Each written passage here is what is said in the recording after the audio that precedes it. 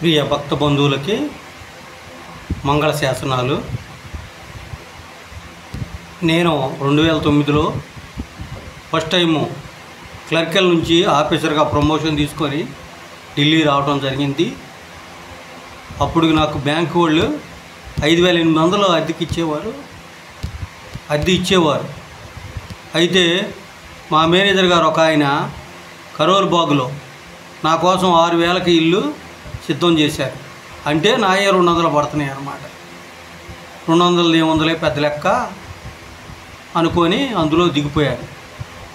దిగిపోయిన తర్వాత నేను ప్రజారాజ్యం వచ్చిన టైంలో ఎమ్మెల్యేకి వేద్దామని చాలా అప్పులు చేయటం, త్వరగా డబ్బులు సంపాదిద్దని షేర్ మార్కెట్లో డబ్బులు పెట్టడం, షేర్ మార్కెట్ కొలాప్స్ అయిపోవటం, దానివల్ల కొంత నష్టాలు వచ్చాయి నాకు.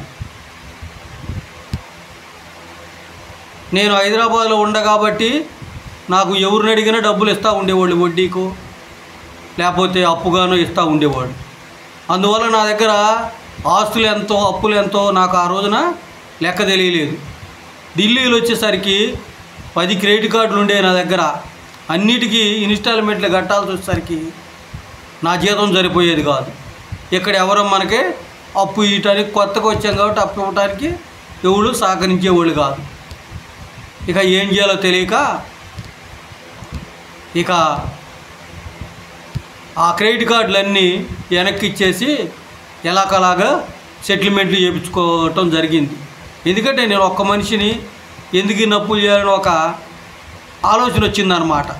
అప్పులు చేయటం, బాధలు పడటం. ఆ టైంలో ఎంతవరకు వెళ్ళిందంటే హైదరాబాద్ నుంచి నన్ను పట్టుకుందామని ఐసిఐసిఐ బ్యాంక్ ఏజెంట్లు ఢిల్లీ దాకా రావడం జరిగింది. ఇలాంటి అవసరమా మనకి జీవితంలో? సంపాదిస్తే వచ్చినంత సంపాదిస్తే చాలు అనుకొని ఎందుకని చెబుతున్నామంటే, తెలివితేటలు లేకుండా స్టాక్ మార్కెట్లో కానీ బిజినెస్ల్లోకి కానీ వెళ్ళమాకండి.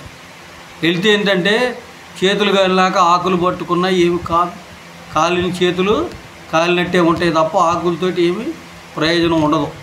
కాబట్టి మీరు ఏదన్నా చేయాలనుకుంటే నిదానంగా, అప్పటికే నేను షేర్ మార్కెట్లో చాలా నిదానంగానే చేశాను, చాలా డబ్బులు సంపాదించా, రూపాయి వెనకేసా.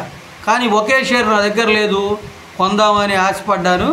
ఆ ఒక్క షేర్తోటే ఒకే రోజు నాకు 10 లక్షల లాస్ వచ్చింది. నేను కొన్న షేర్లన్నిటి మీద నాకు 20 లక్షల లాభం వస్తే ఈ ఒక్క షేర్ మీదే 10 లక్షలు పోయిందనమాట. మార్కెట్ పడి ఆ 10 లక్షలు కూడా పోయినాయి. మొత్తం జీరో దాకా వచ్చేసానమాట.